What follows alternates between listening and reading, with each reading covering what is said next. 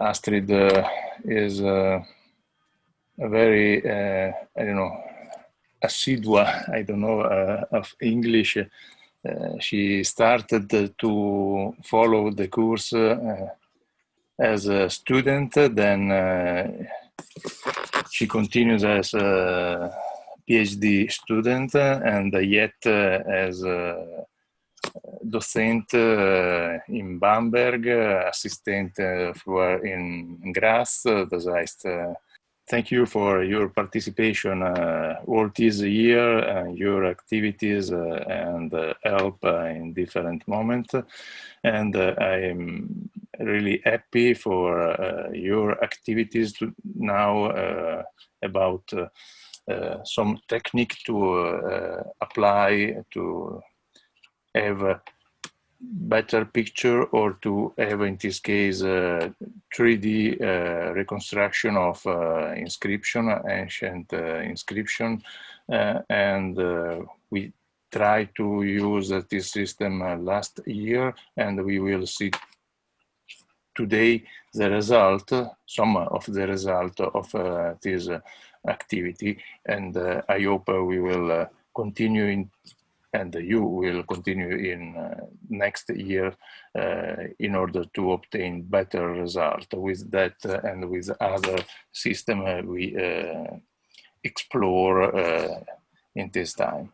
So thank you very much, and please, we are very happy to hear about this activity. Okay. Yeah, well, thank you for the possibility to give this session. It has always been a lot of fun. So I'm going to share my desktop with you. Now my presentation should be visible for everybody. Okay. Yes. Yes. I will talk today about photographic documentation of inscriptions and inscribed objects.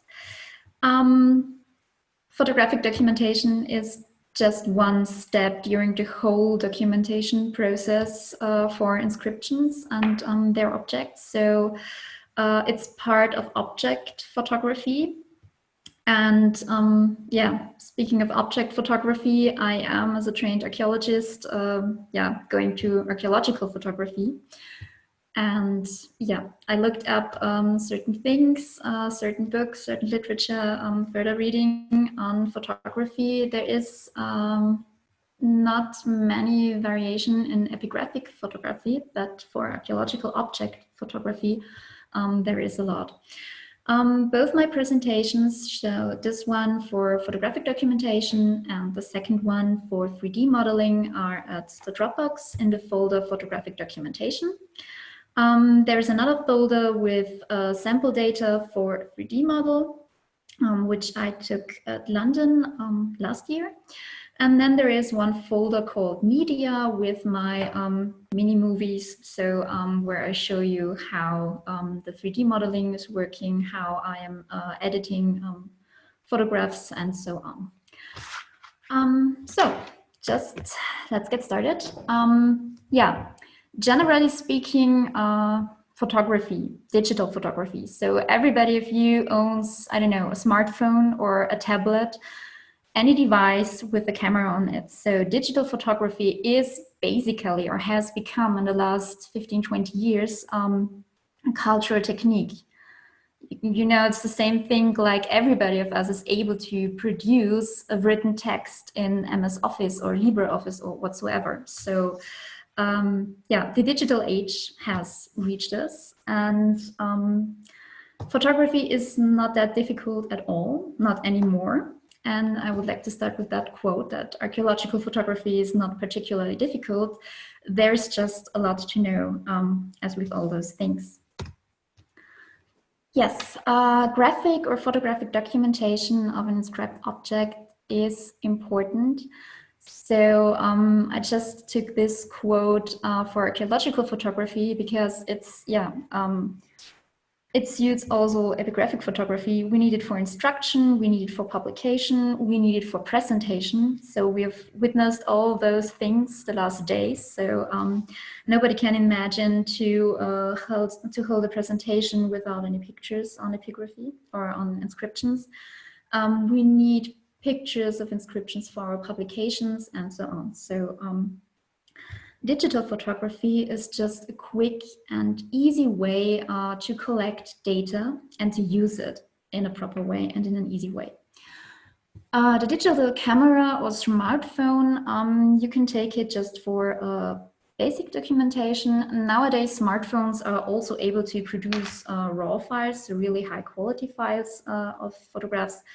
And you can also use it for gaining material for 3D modeling. So the sample data I give you is actually, or was actually done by myself with my smartphone. And it worked out pretty well. So one of the main advantages with digital cameras and digital photography is that you can check all the photographs you took immediately on the camera screen. Same for the smartphone or your tablet, you can check your results immediately on screen. And if you do not like it, you can just change the settings, and there is the possibility to take as many shots as you like. Well, at least as long as you have free memory space. So that's with that.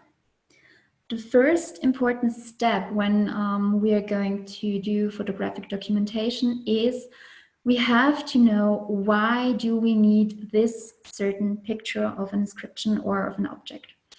Is it for publication, or is it just for basic documentation and collections? So do we want to do further analyzing with it, stuff like that?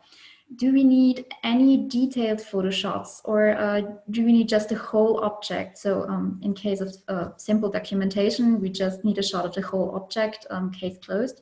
And if you're going to, I don't know, analyze the reading, something like that, it may be that we have to go for really detailed shots. So it's always important to know why we need it and why we have to do it. Yes. Last thing, we have to know who will and who can use the photographs. So it's always important that you keep a so-called photo list, simple Excel table, so no big deal. But this is also important for legal matters. There is nowadays a controller for data protection on every university, basically, and they are also experts in picture rights and copyrights and licenses. And if you're planning to go, for example, for a database, something like that, just take the advice of those people, because you don't want to have problems with legal matters concerning your pictures or concerning certain photographs or photographs taken for 3D modeling. That would be bad. So next, what do we need for taking photographs? Obviously, we need a camera, so yeah. And I like my reflex cameras, so the professional term is a DSLR camera, or digital single lens reflex camera. Meaning that this is a digital camera that combines the optics and the mechanisms of a single lens reflex camera with a digital imaging sensor. So the digital imaging sensor is the thing that puts the digital into digital camera.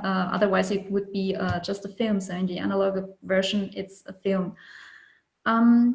If you are dealing with small and movable objects, or like we had today with quizzes, you can work inside in a studio set up like that. So you need a good background. Maybe you have a light table, you have certain lamps and lights. So yeah, you just can go wild with the settings inside.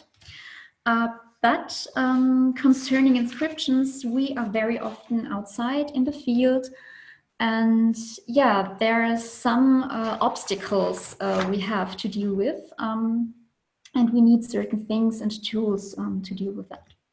So most important thing, never matter what you're in the studio, inside, outside, wherever, we have to assure a certain measuring. So put a scaling on each photograph to each object.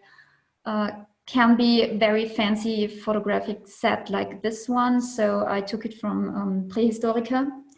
It's, yeah, for archaeologists, and it's really expensive, I have to say. So photographic equipment can be really expensive. And it's, okay, yeah, it's really fancy. And I guess it's somehow my guilty pleasure to stalk this website. Measuring can even be done, or scaling can be done with a simple measuring stick. So no big deal, just make sure you have one and just make sure you apply one on every photo and for every object. Next thing, you may have to clean the objects, or you may have to clean the surroundings, so you have to handle nature around your inscription. Happens all the time. So even when you're not in an excavation trench finding an inscription, you have to have fine tools for cleaning. So really special purpose tools like certain ways of brushes and stuff like that, just for cleaning. So I did a lot of cleaning actually for some objects I collected and cataloged for my PhD thesis. They have been excavated in the year 1918, so more than 100 years back, and they were still dirty and full with earth and dust and spider webs. So I spent half a day cleaning them. Yeah, no matter what that they were for 100 years in a depository, so in a storeroom, but still dirty from the excavation. You never know what's gonna happen. Okay, short checklist. So make sure you need a reflex camera or smartphone. If you're working with your smartphone and you want to use pictures afterwards, make sure that it's working with manual mode and can produce RAW files. RAW files is a certain data type. We know for pictures, for example, bitmap or JPEG or PNG. That's the very common stuff, or TIFF, for example. The raw files just ensure that you can actually edit directly in the file, and then you can save into a decent JPEG file or TIFF file or what you're going to need. I just posted a Quora question, so which smartphone has a manual mode for the camera, and then a collection of apps. That's an article from a computer website for producing raw photos. So if you're interested in it, I put the link in there. Just clicked it and read it. It's, yeah, quite interesting. I'm used to work with my smartphone just for basic documentation, and if I'm just stumbling across an inscription.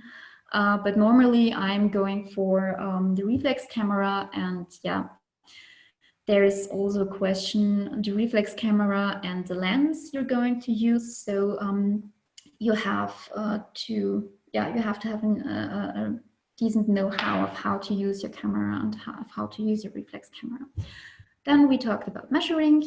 Next thing, yes, we're in the digital age, but we are in need of pen and paper still, because we have to document the working process. For example, we have to write the photo list because the laptop is not working. Happens all the time. Maybe you have to take sketches, or you keep a research log or research journal, which can be very important when you're doing analysis back in your office or in the lab. For the information to put on the photo list, it's important to know who is the photographer. Then you should have an object ID. Normally that's the ID number of the museum or the finding number in an excavation, also CRL references whatsoever, so concerning inscriptions.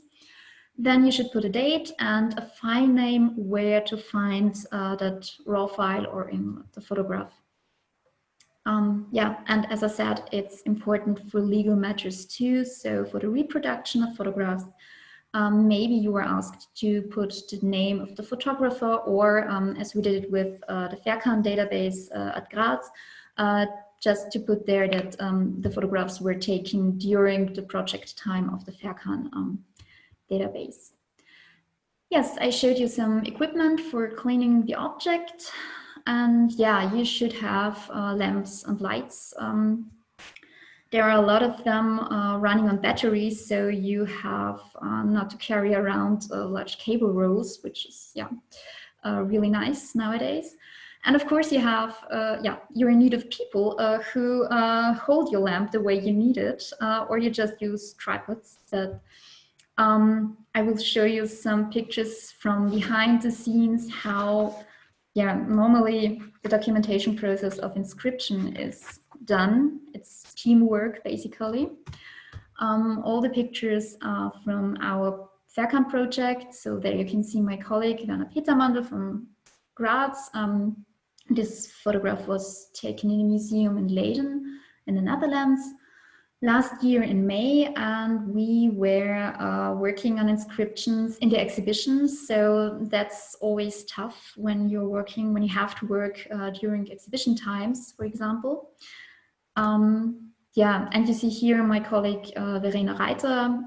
She has our treasure lamp for checking the right reading. And of course, if you cannot approach to the object because it's in the exhibition, it's another obstacle you have to deal with. So these are always the problem you have to work with, and you need. Then I will give you some examples from treasure hunting in the depository, where we had to check for certain fragments, sometimes little tiny fragments with no ID number at all and no inventory and that stuff. So it takes time. You have to check the reading, you have to check the description of the object, and you have to take a good photograph. And you need a lot of time.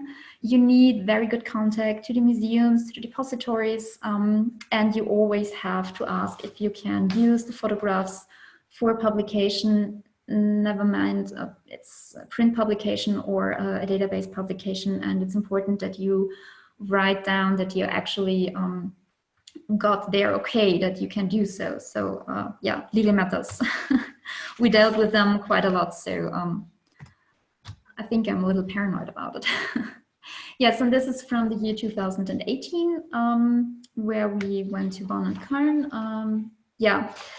If you're the photographer and you have to take photographs in an exhibition, sometimes it may happen that you have your portable office with you, as you can see, my colleague, and also the portable equipment, and you're in desperate need of ladders, and you have to have a good head for heights, or at least not suffering from vertigo or something like that, because you have to climb ladders and take photographs in a certain height from inscriptions. So I had a lot of fun with that. So what's the next step?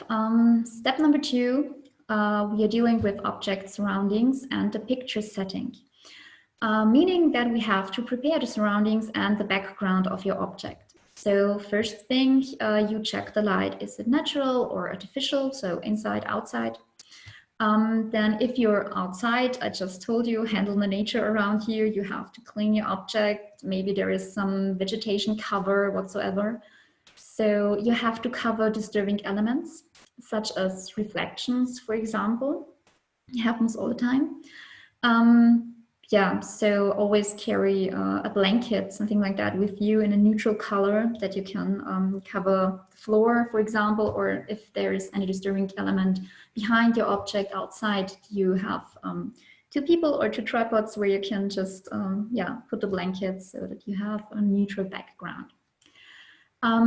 If you want to, and I really advise it, just take a shot of all the surroundings, like the setting in the museum or outside or in the excavation trench, just to have a lot of information while you're doing your analysis.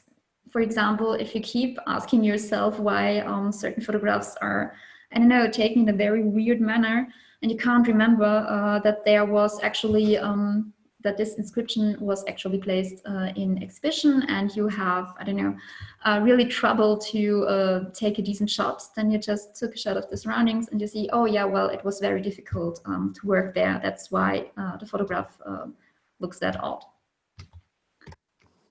Right, by talking of light, natural light or artificial light, it comes down to white balancing and color charts. So there are little helpers. Of course, you can go with these very professional and expensive ones. So the white balance chart, the grayscale chart, and yeah, color charts, again, taken from Prehistorica. You can go for white balancing with a single white piece of paper as well. What is white balancing? White balancing has to do with color temperature. So white balancing prevents color casts. I'm going to show you another picture so that you can follow my thoughts. The settings on your camera, you might know AWB, standing for automatic white balancing. This is the general setting. You can leave and go with that. It's okay. You can do white balancing in virtual mode by the software and on raw files. I do that occasionally when I'm in a real hurry and there is no good working space in the field, for example. Manual white balancing can be done with the white balance chart or with a white piece of paper, which is the cheap variation of that one. And make always sure, if you're going for manual white balancing, that you photograph the white piece of paper in the same light and the surroundings like the object. And keep in mind, you have to do this for every new object and every new picture setting, because it's depending from the light. So that's why sometimes it's easier to go with the virtual mode, so doing white balancing with software on raw files. I give you a guideline for the color temperature. Color temperature is given in Kelvin.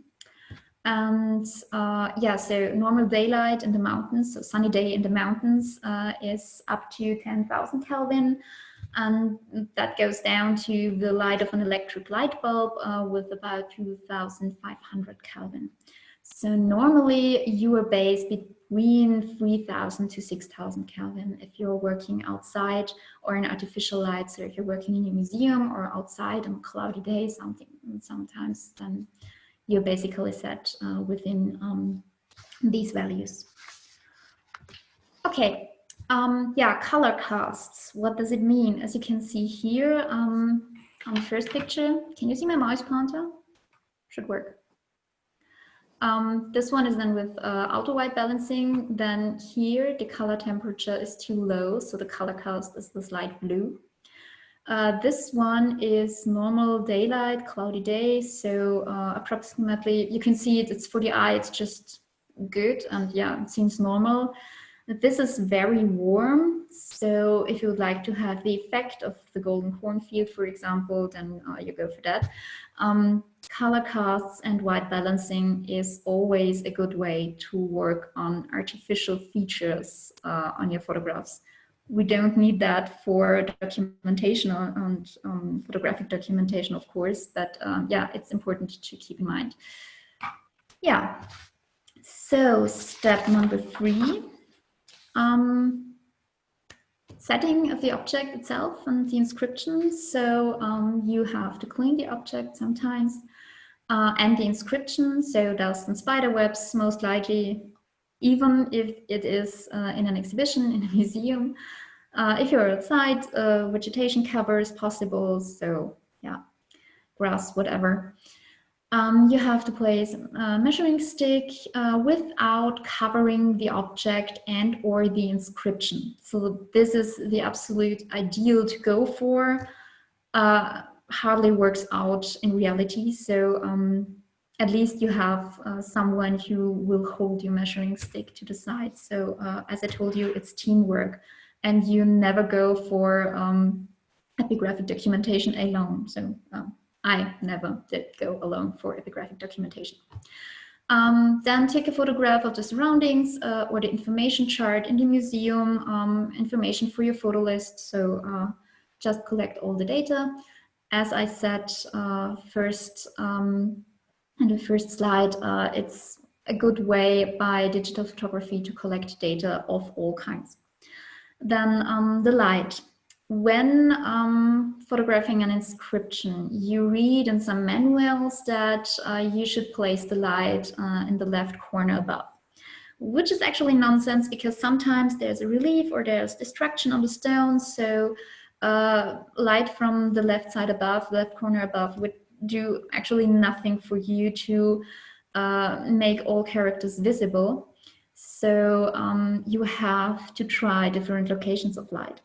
Even you have the possibility to take as many shots as you want and to take as many settings as you want. And the wisest way is that you choose different settings, that you take a lot of pictures, and then when you're working in your office and analyzing the photos, editing the photographs, then you can choose the best one. So always go for the best one, and for the best one you should have a lot to choose from.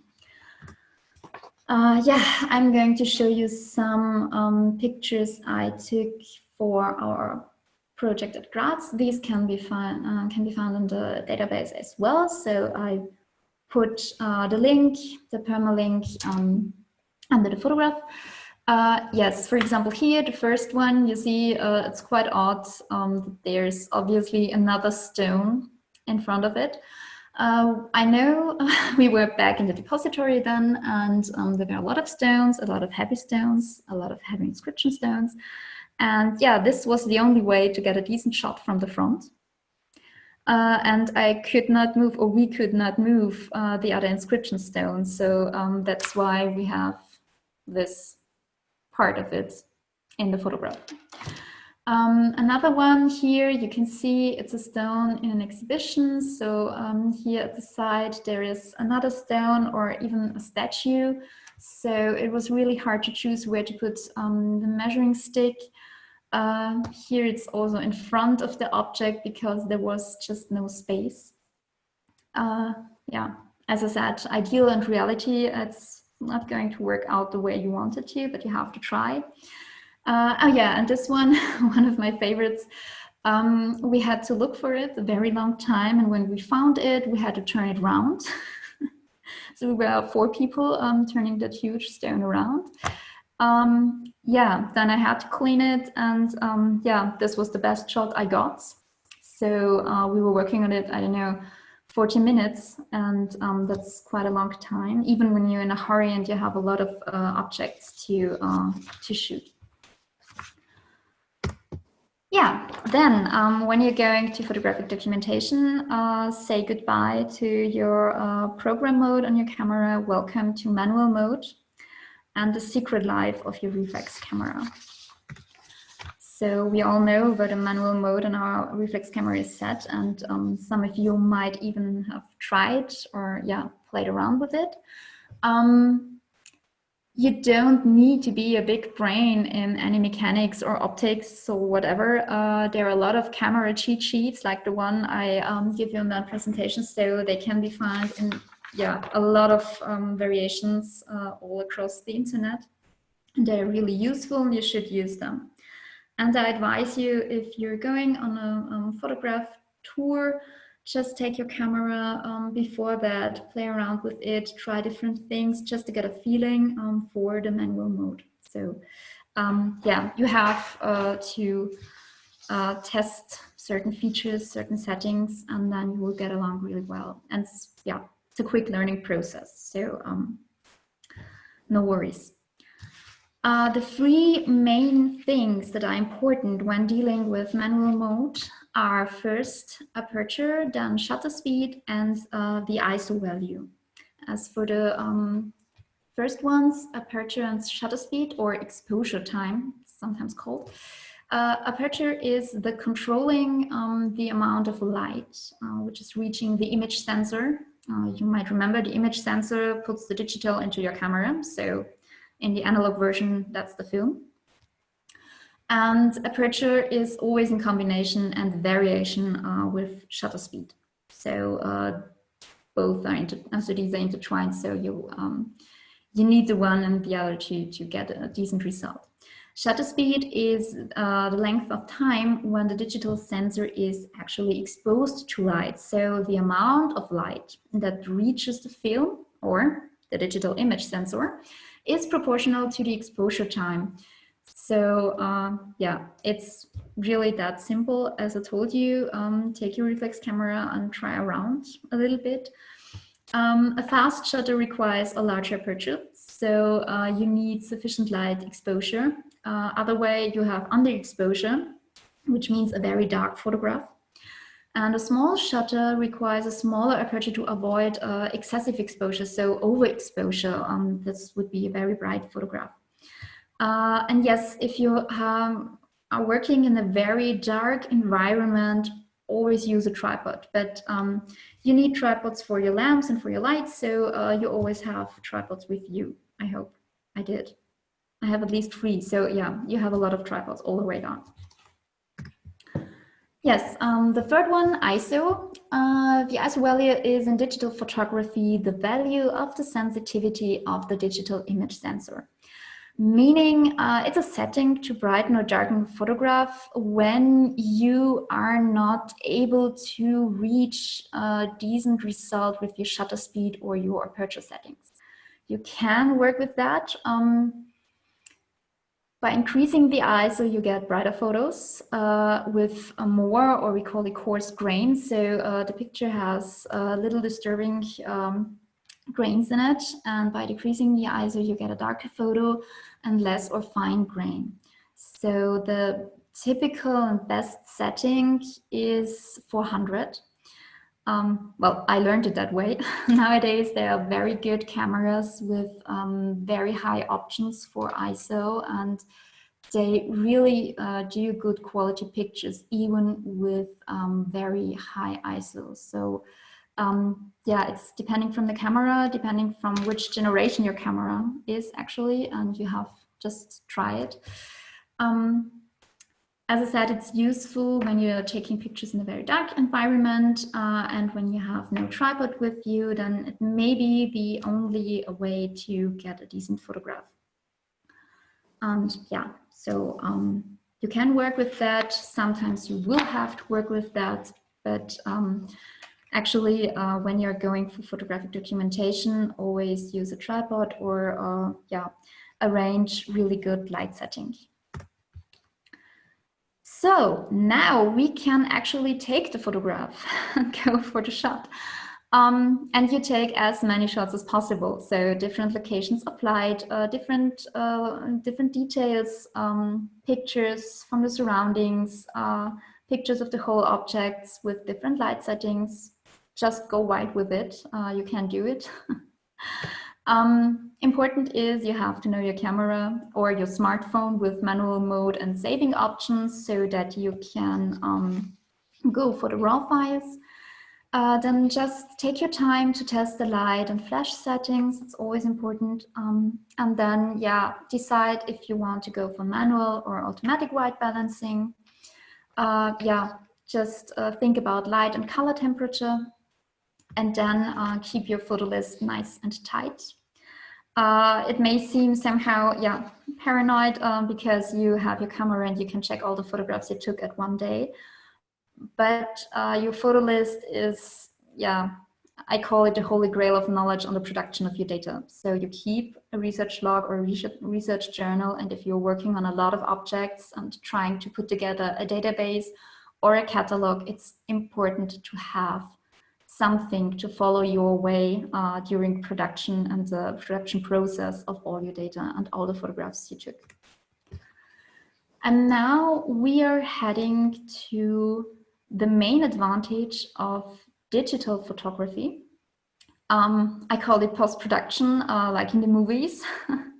Digital photography always, and I mean really always, means digital editing.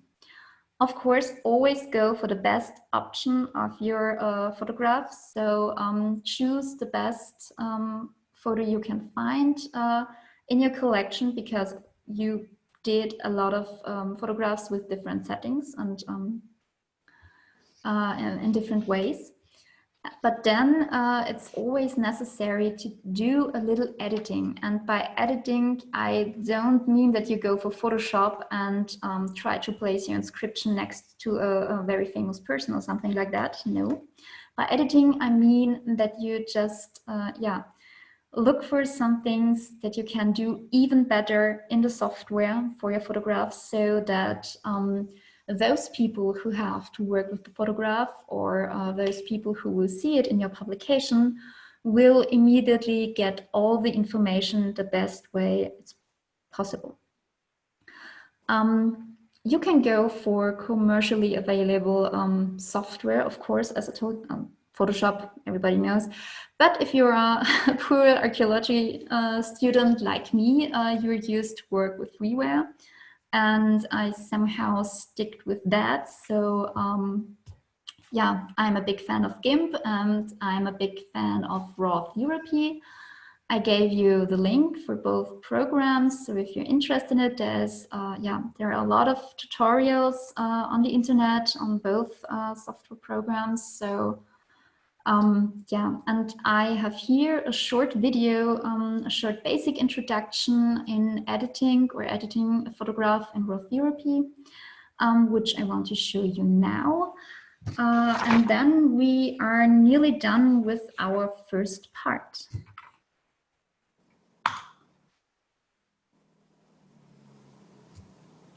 Oh yeah, maybe I should say I do not call my my videos tutorials, because I don't know if they're really tutorials. They're just, yeah, a way to show how I work, or how you can work when doing photographic documentation. And for the real tutorials, as I said, there are a lot of options online. But you can hear me quite normal, right? Or not? Yeah, we can hear you talking. Okay, good. Yeah, raw therapy. I used to work with it because it was one of the best versions of software to deal with raw files. I just put together a little collection. The upper inscription there is from the Monasterio in Aquileia. The other one we saw yesterday, it's from San Canziano. The software gives you all the information on your photographs, so the date, the time, but also yeah, the lens you use, the camera you use. So you can see it here, Canon EOS 400D digital, and here the lens, so 7 to 85 millimeters. Yeah, then the file type, ISO, and so on. So by clicking this little button there, I go for white balancing. So I know that the little shield with the information next to that inscription stone is actually white. And you can see now that the color changed. I can also go for my yellow measuring stick, and then I will get a really fancy color cast in blue. And yeah, you can see there that the color temperature is not right. Yeah, so when I click the stone, it's light gray, and you see for our eyes, it's quite neutral and even somehow better than the real white balance. So you have to decide how you want it, whether you want it, and what do you want to do with that photograph. You can save all of those files separately. You can control, or you can make very minimalistic editing with all those programs on the side. So you can activate them with a little button, and then you can work yourself through all the things. Yes, the saving button, so there you can go to save every file single way. So you can choose the data type as you wish. But one of the main advantages of raw therapy is that there is a waiting line. So by clicking that symbol, and after editing all the photographs you have to edit, you can click that symbol. And then you can go for a change from your raw files to JPEG, TIFF, whatever you want. First, you set the folder where you want your pictures saved. I always call a folder the name of the data type I'm going to save my pics. So in this case, JPEG. When you're saving JPEG, always make sure that you choose best quality or 100%. So no pixel information is going missing. They very often tell you that TIFF is the best data format for pictures.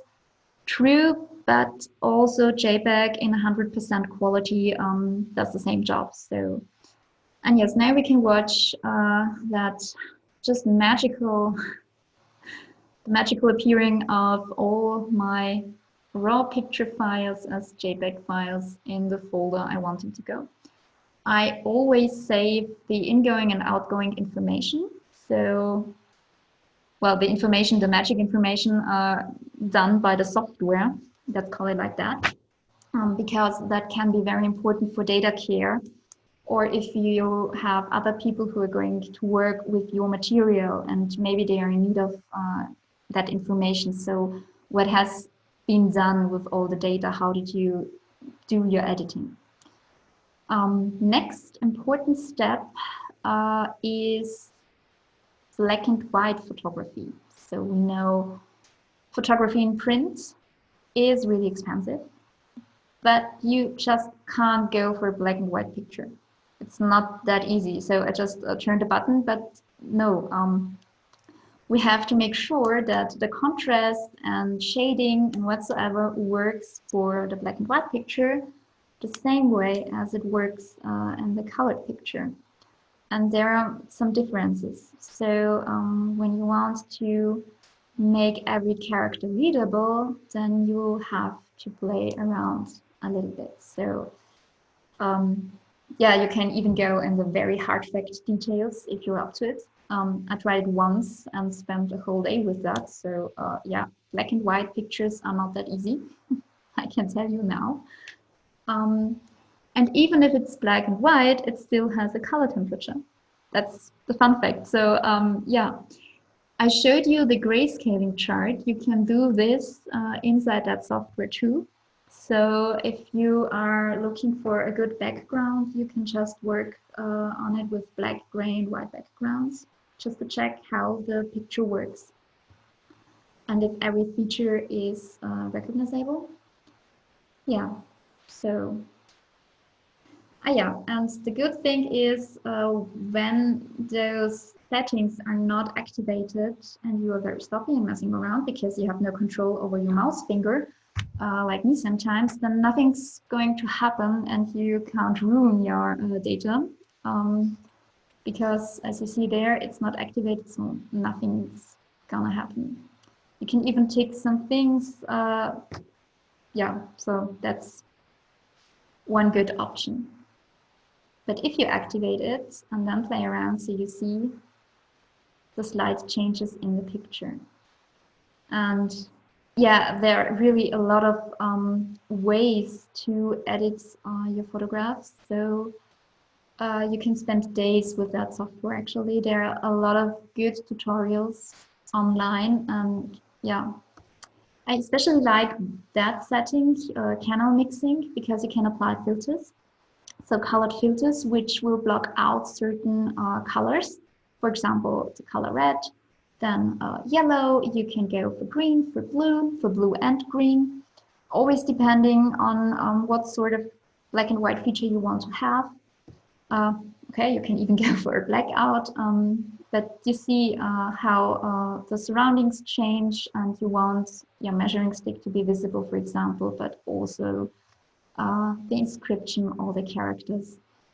So yeah, you have a lot of possibilities here with the channel mixing settings. Yeah. And that's one of the main advantages. So there are other softwares, of course, who do the same job.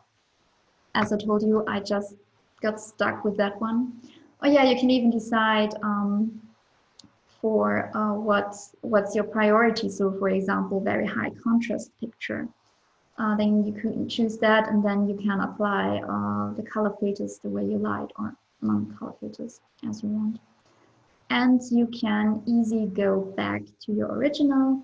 you can go for black and white automatically. So yeah, well, yes, there is another possibility, for example, to edit the light. So overexposure, underexposure, if that can happen all the time. So if that happens, you have at least the possibility to deal with it in the software. As long as all of these pics are raw files, so then it works really good and you get a really good result. You can try with JPEG and TIFF as well, but the result is not the same. So yeah, well, I'm talking very perfectionist right now. Yeah, and as I told you, you can go mad with all the possibilities. I'm still discovering new things in that software, I have to admit it, and I never ever will have the time to try all the possibilities that are there to edit the photograph. So, but you can use it easily when you know your important programs, your important settings, and then it's a really easy, a cheap way, and yeah, comfortable way of dealing with digital photographs and editing them. And as I said, editing means that you just look for the best version and not changing any information in the picture. Oh yeah, then of course it's raw therapy can do all the other things. We know you can crop your pic to get the right scales.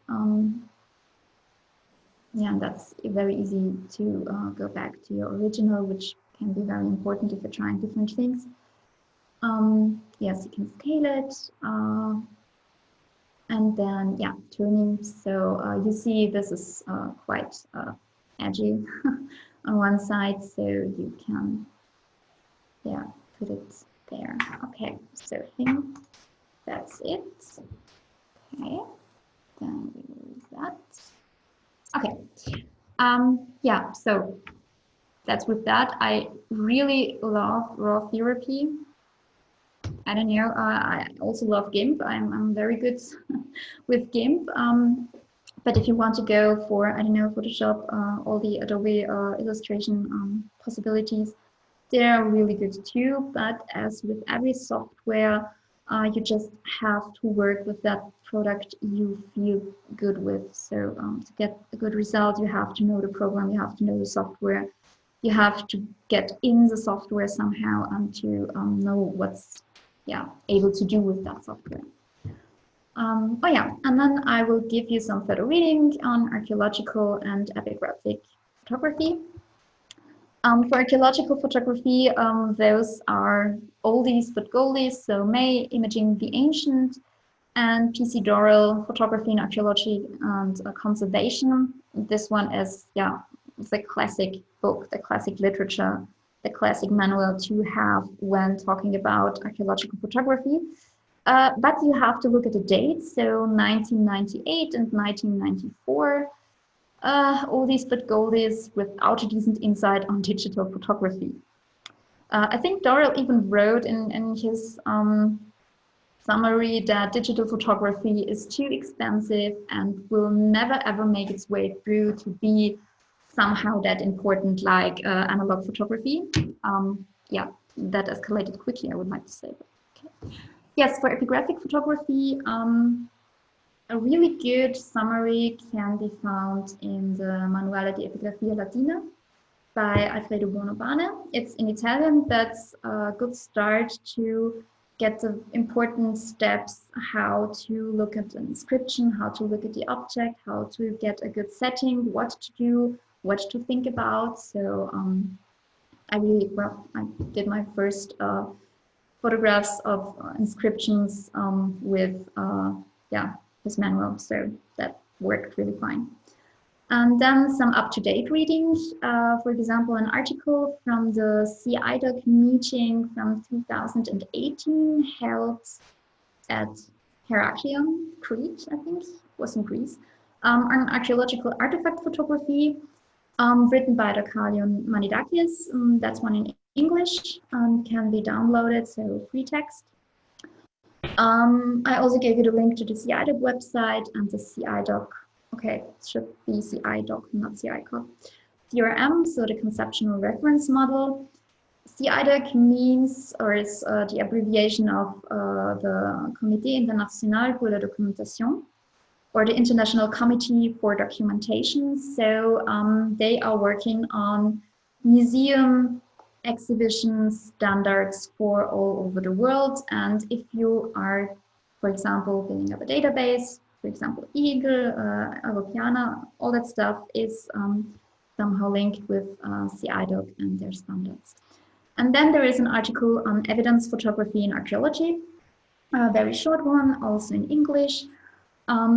This one deals with potsherds, but you have also a lot of potsherds with graffiti on it or really small fragments of stone. So just imagine these are really small fragments with inscriptions on it, and it's quite the same. So it's a good overview, and there are a lot of pictures from behind the scenes, how to handle little fragments, how to work in a studio with little fragments of inscribed objects. Okay, this is the first part. I will now go for 3D modeling. The one's not yet. I will now go for a brief introduction to the creation of 3D models with a structure from motion. I have to admit, I'm not a super technical brain behind that. I'm just a user. And that's what we all are. We are users. We use the software. So there are a lot of articles of real experts who are really working on the material and who are actually producing the magic that is happening inside the software. So all the science stuff that's happening inside the software. But I would like you to give the software I used and the installation. So I'm working with Agisoft Metashape.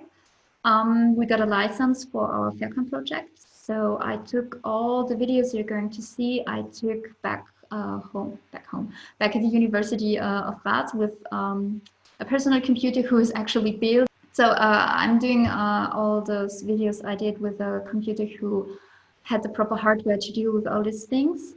You can download 30-day trial Agisoft Metashape version, so you have to give your email address and then you will get the possibility to download it. You can do the installation very easily. It should be working on all kinds of operational systems, so not just Windows, but also Mac and Linux. I can help you with Linux and Windows. I can't help you with Mac. Then you can get a lot of sample data via the Agisoft website to try the program. With the trial version, you're not able to save any data or models. You will have to go for screenshots. And I gave you the London example via our Dropbox. This one is an old tombstone from the London Cemetery of St. Pancras, a quite beautiful site. So if we should ever have the possibility again to take a plane without getting corona, I would advise you to visit it because it's really beautiful there. And it's an old tombstone with angel face on it. And I took all the, I know it's about 200 pictures. I took them all with my smartphone and it worked out quite well. If you are up to it, just visit the Agisoft website, try to download the trial version. I would say we take a little break, 20 minutes to have a cup of coffee or a glass of water, and then I will introduce you to 3D modeling and some things I did back at Graz. Okay, thank you. You may begin with the second part of your presentation. Yes, so going to share my screen. Okay, so everybody can see it? Yeah. Okay, good. perfect. Yes, basic introduction to 3D modeling. 3D modeling is, yeah, the new and fancy stuff we are dealing with, yeah, concerning the so-called digital humanities. I mentioned before that I am a user of that particular software, as we are all. So when you are interested in doing that kind of modeling, when you're interested in doing 3D modeling and so on, you are in need of technical staff who will help you out with different questions, different problems. Like Professor Spiekermann today in the morning told, when you're going for a database, something like that, you always have to have people who know the technical stuff behind your project. Okay, so yeah. There's always the question rising, why 3D models for epigraphy? Why 3D models in archaeology? Why 3D models for inscriptions? Of course, there's a lot of pro, but there's also a lot of con matters. But I think the most important fact is 3D models are absolutely fancy. So they are crowd puller. Whenever you're doing this, I don't know, in a museum, you have a lot of people watching the 3D model. So this is something to, yeah, get people interested in your material. So using it for an exhibition is always a good starting point. You can bring your material to schools, to students at university. You can show it around in a very easy way. There are a lot of platforms where you can show your 3D models. So yeah, that's the stuff to yeah, get interested people to observe your research. Then there is the possibility to analyze inscriptions and inscribed objects virtually. So just in case that we are dealing with a pandemic like now. So you may not leave your office, you may not leave your home office, but you can still work on your material because you have very decent 3D models and you can do your analysis as you did before on the original. Of course, a 3D model will never be that good as the original itself. That should be clear. So some stuff, for example, material, you can't check this or work on the material facts with 3D objects, with virtual objects. But it is a good way to start and to keep your research going and to, yeah, have at least something to do and to work on, for example. Then the great advantage is that we can make our data sets usable for ongoing and for future research projects, because there is a certain standard, there's a certain state of the art. We are all dealing with the same data files, with the same file types.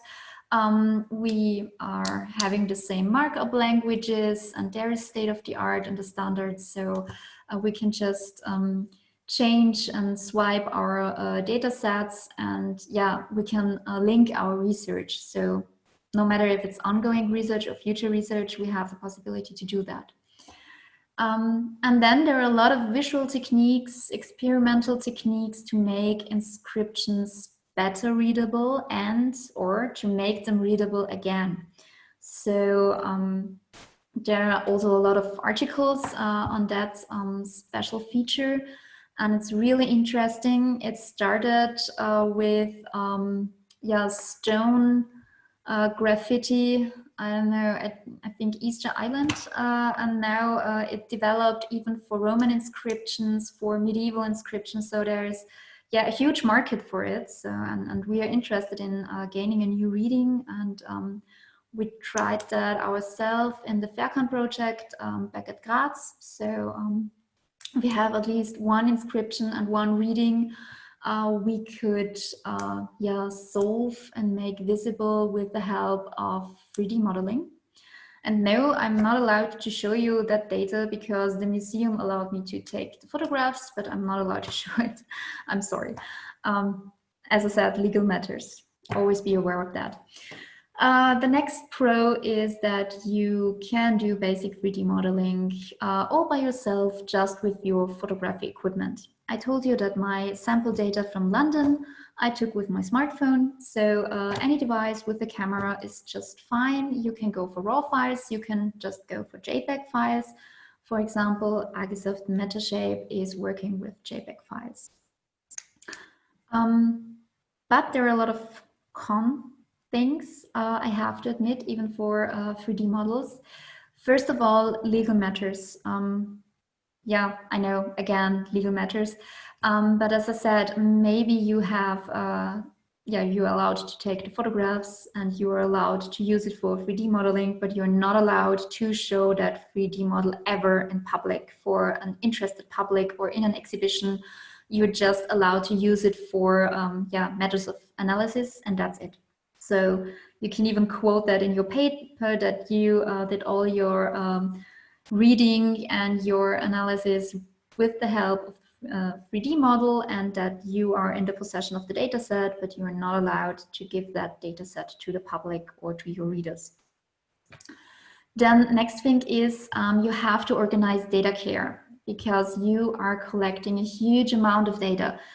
Not so much by just taking photography and working with structure for motion, but you can also collect data with laser scanners. And then you need someone with a certain know-how of how to handle all that stuff, to handle all the data. And we are definitely speaking big data. And I mean, that's what normal technicians call big data. So this can be very time consuming. It is time consuming when you are doing a 3D model on your own laptop, which is not actually built, or your personal computer, which is not actually built and which is not in possession of the right hardware things to handle the process. But you are in need of specific and even very expensive software and equipment if you're going for the real high-tech stuff. So if you're going for laser scanning, you need at first a laser scanner, of course. Then you need a special software for the laser scanner. You need a laptop or a computer able to handle that software, to work with that software. And yeah, so for example, if I would try Agisoft Metashape with my sample data on that laptop I'm sitting in front of now, I will possibly blow the whole thing up, because it's not meant to work with a lot of graphic data. It just wouldn't work. So yeah, these are the things that structure for motion can be done very easily with your photographic equipment. And yeah, I gave you the link for the software. There are a lot of freeware programs out there in the depths of internet, but sometimes they are a little complicated to install. I don't know if we have any Linux users here. If you are a Linux user, you're lucky, because most of them are built and can be easily installed on Linux. Windows is very complicated, and I have no idea about Mac, but sometimes there isn't even a version for Mac. So yeah, it's difficult. Yeah, but what is structure for motion anyway? What's behind it? Now I have to make an outing. I'm a huge Assassin's Creed fan. And by huge Assassin's Creed fan, I mean I'm not really into the new versions of that game, but the very simple and first ones. And the first one was released in 2007 and was actually one of the first computer games working with structure for motion. So the whole 3D landscape inside is taken and processed with a model from structure for motion. So that's the first working aspect. And from computer gaming and computer industries, it moved towards geoscience, and then to archaeology, and finally even to epigraphy and numismatic, for example. Yes, what does it mean? You have your object in front of yours. You are standing, I don't know, 1 meter, 2 meters in front of it, having your camera ready in manual mode. You have your lens at 50 millimeters, I guess. It's, yeah, the good focal length. So you're keeping all your settings. You check that your light settings are stable for the whole process of taking pictures. And then you start. You take picture number 1. Yeah, it's good to start in one corner above. So I always start on the left corner above. And then I will move the camera. And moving the camera, as you can see here, does not just mean you are moving the cameras in your hand, but you are the photographer and you are moving with the camera. So you're just taking a step to the side and take the next picture. Next thing to consider and to always think about is that those pictures have to overlap. So at least they're saying the software can deal with an overlapping of 50%. That should be the absolute minimum. Always go for at least 80% overlapping of all the pictures. So that's the reason why when you're looking at my sample data, I give you a Dropbox. That's the reason why there are 200 pictures and why they're sometimes really looking all the same, because I really did a lot of overlapping here. And then you just follow your object, the shape of the object and the shape of the inscription, and took overlapping photographs. You can even go for another turn and try to place the camera up and down and moving, because what's happening in the software, you can see it here, is the so-called triangulation. So each point here you can see at least it's overlapping, but if you have at least 2 lines, then you will get a point. Yeah, the crossing of 2 lines, you will get a point. Best way is the crossing of 3 lines, then you will have an exact point. And what is happening in the software, all the picture material will be turned down to the pixel information. And then you watch the software look for super photo points, which are on at least 3 photographs from different angles, from different directions. And then you have a point where the software actually renders the camera calibration, and then you have point cloud, and on this point cloud the software will start to build up a model. So that's the really cut down process. Of course there's a lot into it, but I'm not here to bore you with technical stuff, and I'm not really up to explain anything really high-tech behind it, because it's complicated, but there are a lot of interesting articles. The illustration I give you in the presentation is from really good masterpieces. You can go to the full article, I think, by Academia or ResearchGate, so you can read it there. It's on structure for motion for archaeological research and archaeological excavation. But the process is always the same. And it's always listen pros and cons of this method. So if you're interested in it, there is a lot of material online, and I really advise it to take a look at that thesis, for example. So this is our first structure for motion model. I'm going to show you a video about it, how I processed it. It's a stone relief. It's one small side of a sarcophagus from San Canzian di Sonzo. I choose that one because it is outside, and like Stefano told you before, at San Canzian it's possible to take as many photographs as you like, so no fear about legal matters. No fear about picture rights, no fear about museum stuff hunting you down because you're taking photographs of their exhibition objects. And yes, I did this because I really like the god armor, and it's quite cute. It's riding on a hippocampus, and you can see it here. So the rest of the hippocampus and its tail, and little armor riding with its wings, and even the rest of decoration around that stone relief.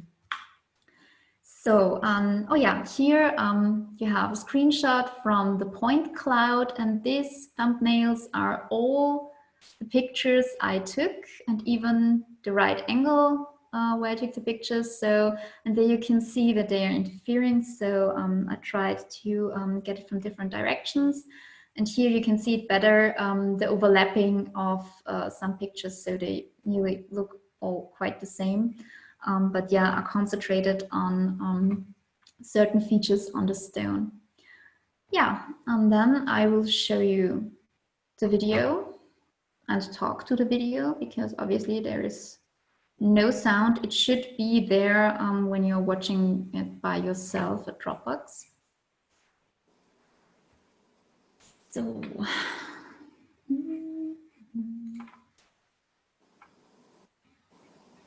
I'll just put that out. Okay. Yeah. This is the working space of Agisoft Metashape. Your working field where you load your pictures into is called chunk. You need the chapter workflow, so it's really easy to handle. You choose all your JPEG files you want to be turned into a model and loaded into the software. There you have a drop-down menu where you can find all 141 pictures, and then you go to workflow and click align photos, and then the software will start. Yeah, I just let everything stay in default mode for the first try. Yeah, and then you get a beautiful point cloud. You can see the first structures from your armor, and you see that all the pictures align. So I did a good job in getting the data. But you see, this one's like a starburst, that there is a lot of information in this point cloud, which we do not really need to be in our model. So you have to clean up your point cloud, let's call it like that. So you just choose this rectangular section, and then you press delete, and yeah. So as I told you, it's really easy. You can zoom in and zoom out. You can rotate your object in every possible angle as you like it. And you have to, yeah, be sometimes a little bit perfectionist on cleaning your model, because every point will produce mathematical algorithmic process in the software, and this costs time.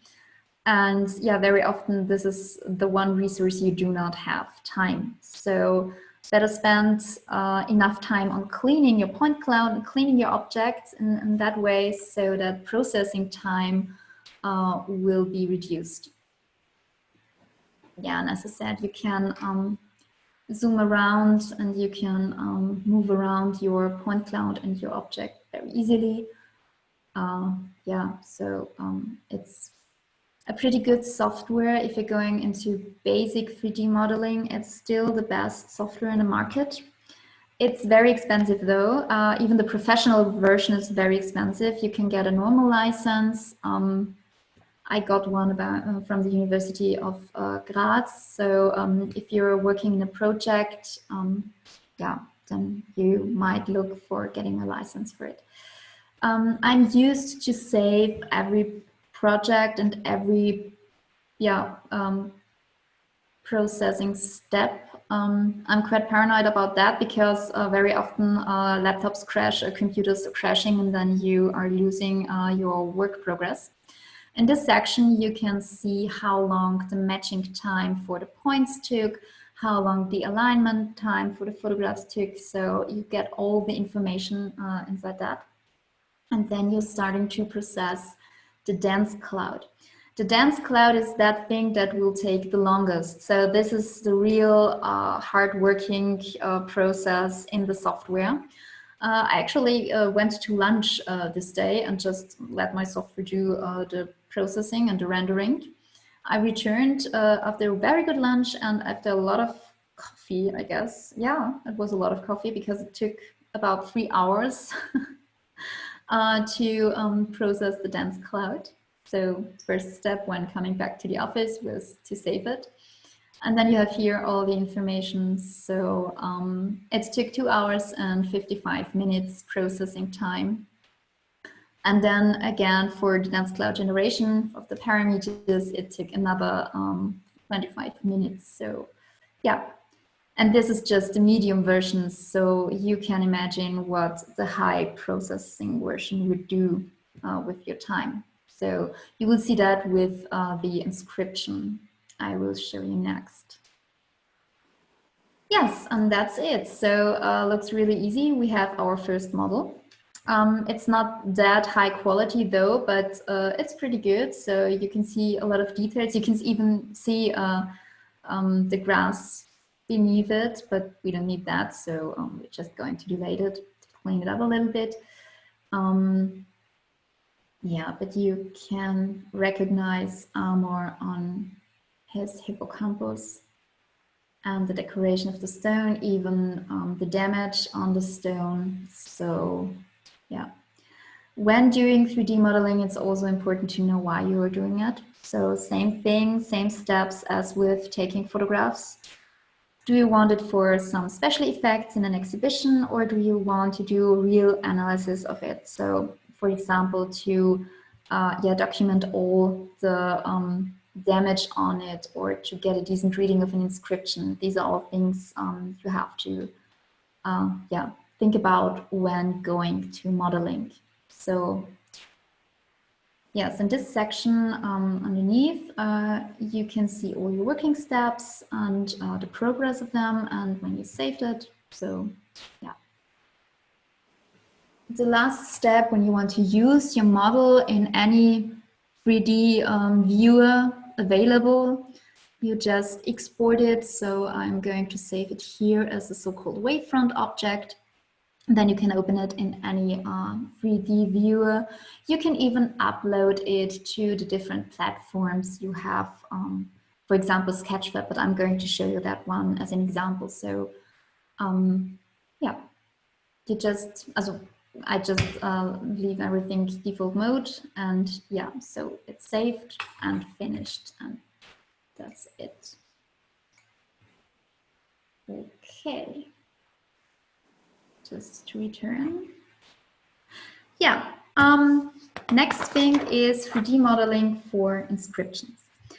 As I told you, we did it for an inscription for our FAIRCON project to get a better reading, because there is a damage to the inscription on the left side. And yeah, we had quite some trouble with it, but then we decided to try, experimenting style to get a new reading with a 3D model and playing around with all the possibilities you have. And I'm going to show you that for a very special inscription. So the so-called Inscription of Perspectives. It's from the Plöckenpass, so on the border from Italy to Austria. It's really nice up there, really nice trekking trails, and then you can visit all inscriptions. There are 3 or 4 from Roman times, and there are some from French army under Napoleon and all that stuff. So it's really funny. So you can just go and have fun with a historical trekking path. Yeah, we have historical photographs of the inscription, so you can see here that there are a lot of characters left. You can even see here the layout of the inscription, and this is the inscription today. So they have built a little roof around it, but you can see here some damage done by time and weather.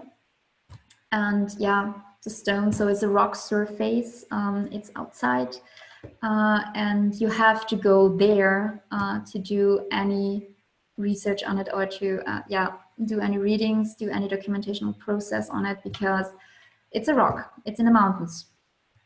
You can't transport it, you can't cut it out. I guess they would not be that glad if you try to cut it out. Yeah, basic information. I gave you here the drawing of the inscription and the reading. The reference from the Datenbank Klaus Labi. If you're interested, there are also a lot of pictures there. Then CIL 1864, the reference, so you can find it and quote it. And also there is an article by Rupert Gietl. It's in German, but it's available full text on Academia and ResearchGate. I gave you the link here. It's dealing with all the historical traces at the Blöckenbast, especially with the Roman inscriptions, and collecting all the information and literature we have about it. So it's really interesting, and there are also a lot of maps, a lot of plans and drawings, so you get a feeling for the situation, the surroundings, and the environment you have here, and it's quite a special environment. So rock inscription are not that, well, common as for our area, especially when we are used to go to the lapidarium in Aquileia, or for example at Flavia Solva or at Eggenberg. Rock inscription is really nice stuff to have and to watch. Okay, the next movie will deal with Argisoft Metashape processing a 3D model. And I hope it's going to work. It is. Good.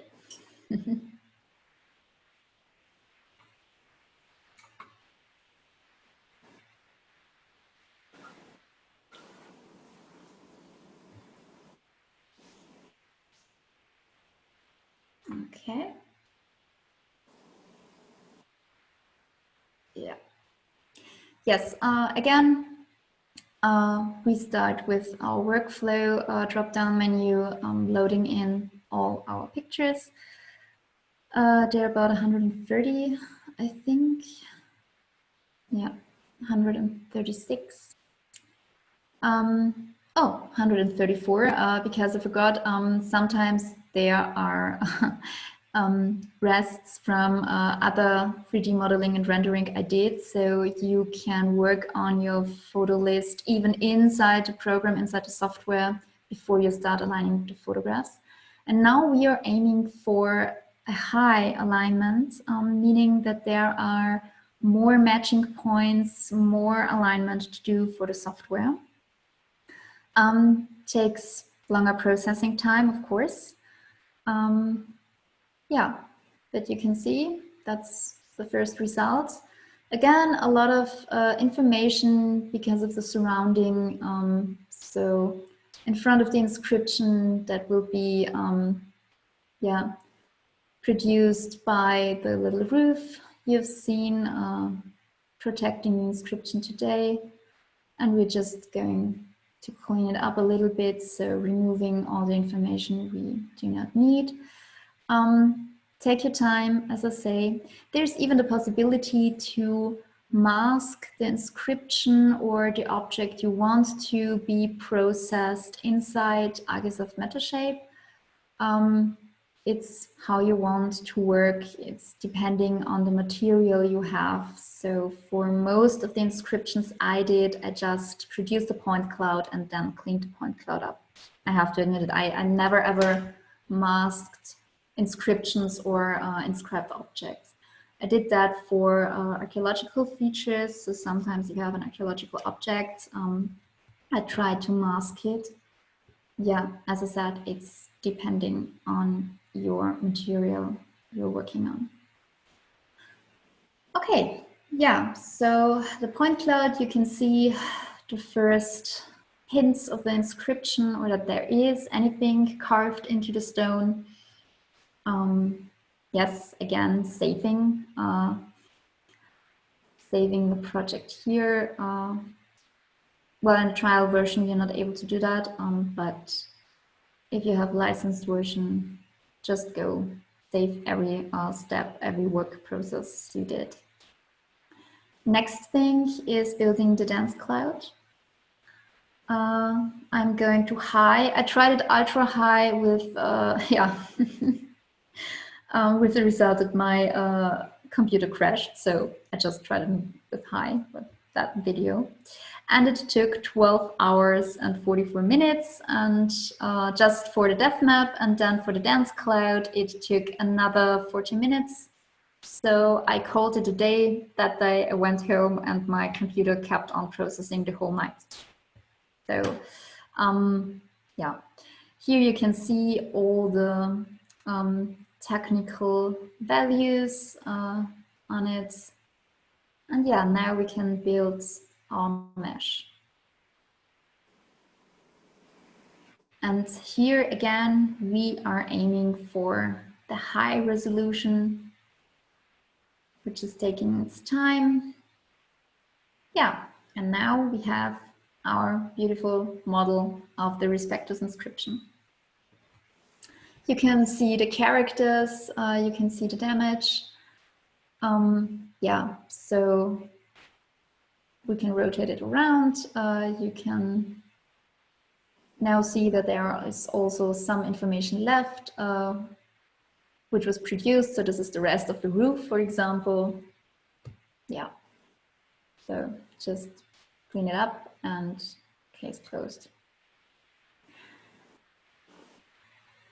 So if you are working with 3D modeling, I try to start them in the evening, or yeah, basically in the evening, and then I will take the alignment of the photos, and then I know that the dense cloud takes a lot of time.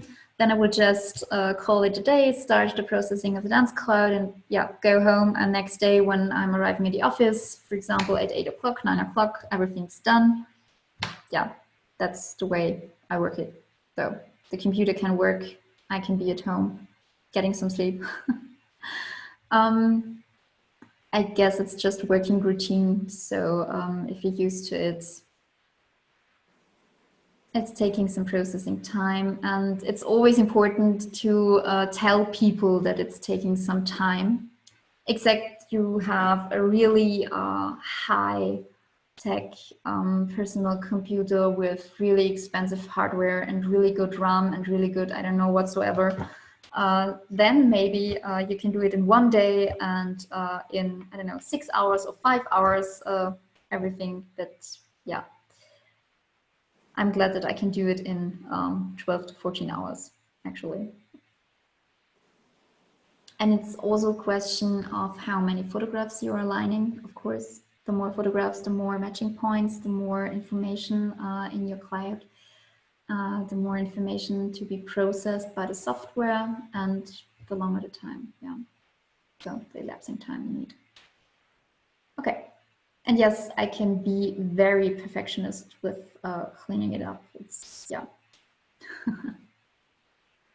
But as I said, it's the best software on the market still. They have a lot of tutorials, they have a lot of sample data.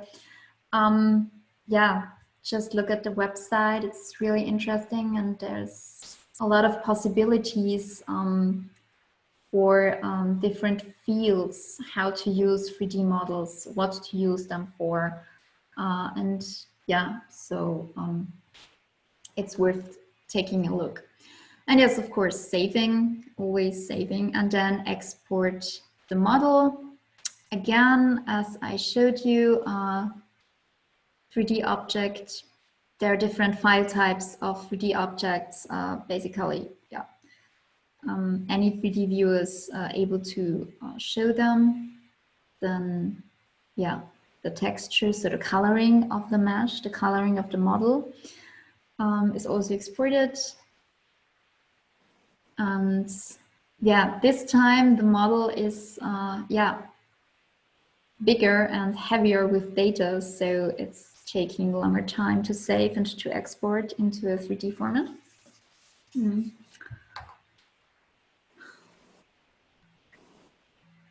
Yeah.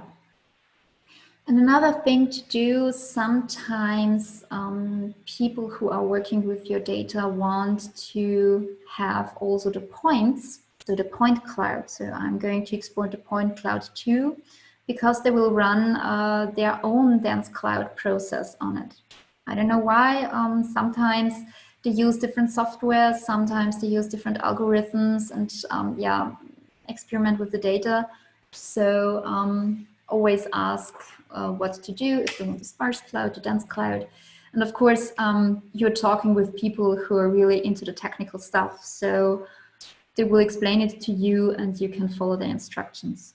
As I told you, we are users. We don't need to know everything that's happening. It's really good to say that there's some magic happening and that you can watch it happening. I'm fine with that. Okay, yeah, saving the point cloud is taking its time too. Obviously taking a long time. But yeah, as I said, you can go for the high resolution when you have good hardware. So 16 GB RAM at least.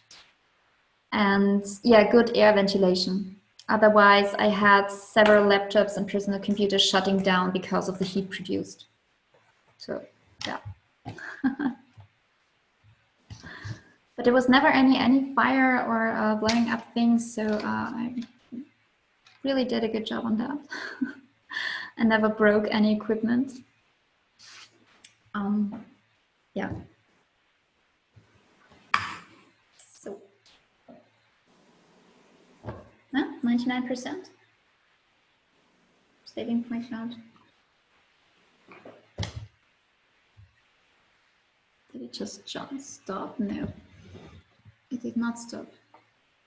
It's taking that long. Okay, so now we are done. Yeah, as for the other functions of the software, you can move your object around, you can see the point cloud, you can see the dense cloud, the sparse cloud, you can basically trace every step. You can even watch the point cloud without any coloring information. That's possible too, because the color texture is always somehow a little bit intriguing. So for our eyes, it looks like that there's a lot more than just with the solid model. So we are doing our analyzing with the solid model without any color texture.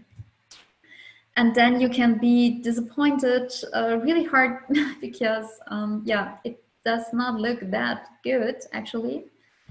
You cannot recognize any features or any characters at all. So yeah, it doesn't look that good, but don't you worry. I'm going to show you with another program how to get better results, or how to trace down or hunt down characters. Yes, you can even import other textures, import other models. For example, if you want to build a whole complex, I don't know, 3D modeling of a whole exhibition room, for example, then you can do it step by step and then put it all together. You can even save a technical report, as I'm doing here. You will get a PDF report of all the parameters, of all the working process happening inside. So this one just loaded. Should load, yeah. So you're getting a process report with the date and a screenshot of the model you take, then survey data, everything about camera calibration.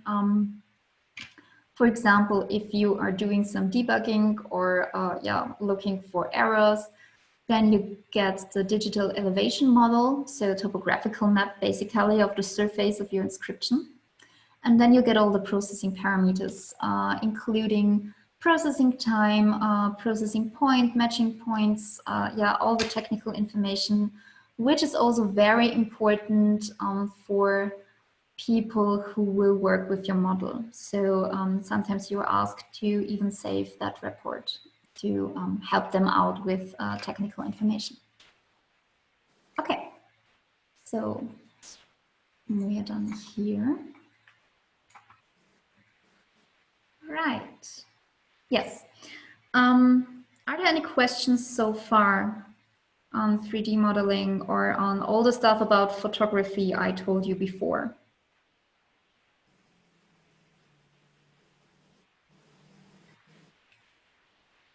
I take that as a no. Okay, good. Then I'm at the end already, or I just want to show you some editing of 3D models with MeshLab. MeshLab is a free software. I gave you the link to download it. It was shut down in 2017, something like that, which was, yeah, really huge for the whole 3D community out there. It was reestablished this year, and yeah, of course, I immediately downloaded the new version. There are really, really good tutorials via YouTube. It's a channel from Mr. P, and this guy has the best MeshLab tutorials. So you can sit down, watch them in, I don't know, 3-4 days, and then you're able to work with MeshLab. The tutorials are done for the old version from 2017, but there are no changes on the program and the software, so you can easily follow them. And yeah, I have to admit, I learned MeshLab and I'm working with MeshLab on, yeah, based on the tutorials of Mr. P. Now I want to show you how I did some analyzing of the respectives inscription, because we were interested if it's possible to find any traces of the characters in the, well, really damaged lower part of the inscription. So this will be the very last video for today.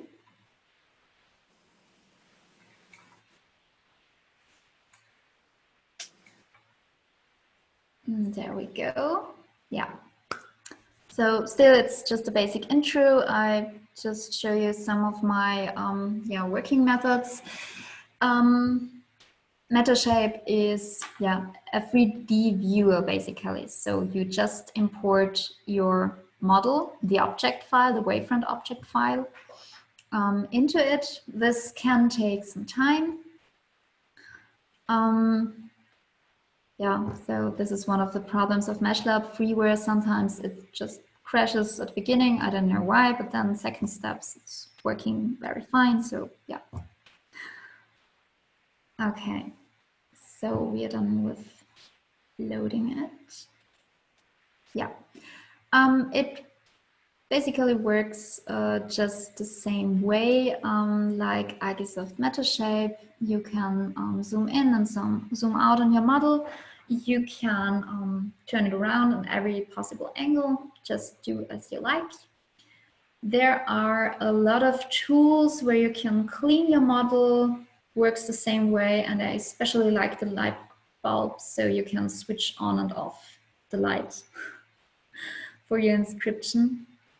And yes, we are going for the mesh coloring. As I told you, you're interested in the surface of the mesh of the model. You can see here very small hints of characters. And now we will go for the shaders. There are a lot of shaders with very different names, very different functions, very funny functions sometimes. One of my favorites, it's called X-ray. So it obviously does what an X-ray does. So now you can look through your inscription. And by playing around with the settings, you can make some structures, yeah, better visible or not. So when tracking characters, which are really bad to read, or checking if they are still there, actually, because of damage on the surface, this process will just take its time. So it's very tough on your eyes and it takes a lot of time. So if you are talking with people about it, you have to make them clear that you are at least working 2 days, 1 day for getting a decent model and 1 day for looking at that model in every possible shader, in every possible rendering, in every possible, yeah, whatsoever. So you can see here when I'm turning it that I can detect some of the characters, but also quite some damage. Here there are a lot of holes, the stone, the surface burned out or damaged.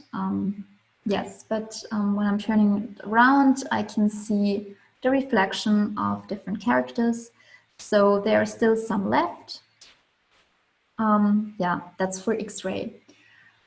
When you're zooming in, of course, you can recognize some lines where you know, okay, this one is a character, and the rest of a character, and the rest of the writing. But there are also some other lines who are, somehow artificially, but not on the stone surface, but done by the 3D modeling, by the rendering. You have to know that. You have to work on that. One of my another favorite shader is called Radiance Cane. And basically this shader works like a virtual squeeze that you can turn around in every direction, where you can play with light, where you can play with shading, with contrast, with whatsoever. So just what you like. You can flip to and through. You can even go to the color descriptor, where you can process the lowest and the highest parts of your inscriptions. So if you're interested in erasures, for example, that would be a very good possibility to look after some erased characters, if there's still something, some rest of them behind the erasure. Yeah, so as I told you, it can be really tough on your eyes. When you spend a day sitting in front of a model and watching a lot of yellow, red, and blue stains, you can really go mad. And especially if you know that there is, as I showed you for this inscription, that there is a decent reading from past times. And sometimes the mind starts to see characters where there aren't obviously any left. So my advice for this is just ask your colleagues, ask students, ask your parents. I did that really often, asking my parents what they are able to see, because they don't know about the inscriptions, so their eyes are not fixed on something I think that has to be there. Yes, one of the great advantages of radiance scaling of the shader is that you just can turn it around. So as I said, it's like a virtual squeeze, a 3D model squeeze. And sometimes when we are working on real squeezes, we can read them better when we're just turning them around and watch them from back. Sometimes this works for inscriptions too. But as you can see in the damaged section of the inscription, we are not really lucky to find any characters or any more characters because of, the damage is just too big, too grave. We can play with contrast, of course, but then we are not able to differentiate between any disturbances here, so any damage here and any characters left. That's the bad thing, but our possibilities are there to track some of the characters down. Sometimes it's working, sometimes not. Remember that this is just based on photographs I took. So for that, it's quite nice result, I guess. If I would have produced a point cloud with data taken by a laser scanner and a real good one, maybe there would be more information left. So that's always possible. As I told, you have to deal with the equipment you have. So this is the Respectus inscription, and that was my last video. So we are done with that thing. What is there to say for me? There are a lot of tutorials by Agesoft Photoscan and Metashape, so you can find that on the website. And there are also tutorials for SFM. One from the blog LaTeX Ninja, which is my friend and colleague Sarah Lang. She wrote an easy intro to 3D models. I think it was a castle back in France where she took a lot of photos and just tried to produce a 3D model of the inside of a castle. Then blog posts from Bouldering Epigrammetry, which is again Sarah and me too. We worked on the little armor on its hippocampus. So part 1, taking the photographs and tips on taking the photographs, and part 2, rendering the model. So if you want it in written form, both blog posts are in English. So yeah, then the 3D gallery Sketchfab. I put you the link in here. So that's one of the huge galleries online where you can publish and find 3D models. Yeah, if you're interested in it, or you just want to know what other people are doing with 3D models, you can go to Sketchfab. And I have here an example of a Roman inscription block from the British Museum. So the British Museum loaded up real fine data sets, so real fine models, and very high quality. So if you're interested in it, yeah, there's a lot of possibilities. These are really high professional models. And of course, there's all other stuff. So sculptures, statues, little objects from every material. Yeah. Then there is a lot of animation done on Sketchfab. So even for film with 3D options. So yeah, you can go wide with 3D modeling. Yes, and that means I'm done for today. Thank you for listening. And if there are any questions, please feel free to ask, and I hope I can answer them. Thank you. Very much, Astrid. You need some experience to use these programs. It's not so easy as it appears, not only for the time to use, but because I think that the first time you have the possibility to use one of these programs, you need days and days to work, to try, and probably, yeah, this is, yeah, a sort of difficulties to that all people working on inscription or also on different other kind of monument have to experience in the last year. It is best an older way to reproduce the inscription or to search some new element eventually, or the modern one. Because I know for little fragment and little inscription, we use the other RTI system. So with the same at the end possibility to move the light on the, but if you need to have a very good result, you should have better competencies in the use of the camera, in the typology of light and the distance of the light and position of the object, and just 1 centimeter may be a great problem in that. But yeah, what is interesting in this last program, the mesh is free online. You may prove that, use that freely, and then yeah, and as I said, so the tutorial is really good, and I learned it by watching YouTube in my working time. Yeah, but for example, with and yes, my boss knew about it.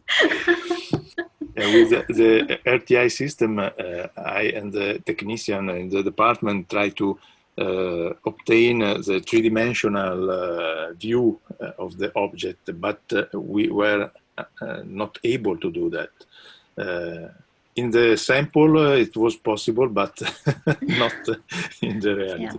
And also other system, we try to reproduce the inscription of the object without real pitch, but the line of the inscription were experimented some years ago in the USA, but then this line of is of research was abandoned, and it is obviously difficult to ever found to do this kind of research when not for Greek museum, for some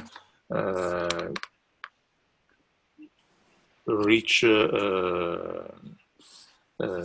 association or society that will pay to produce a new program with some feature and some that offer some possibilities in this field.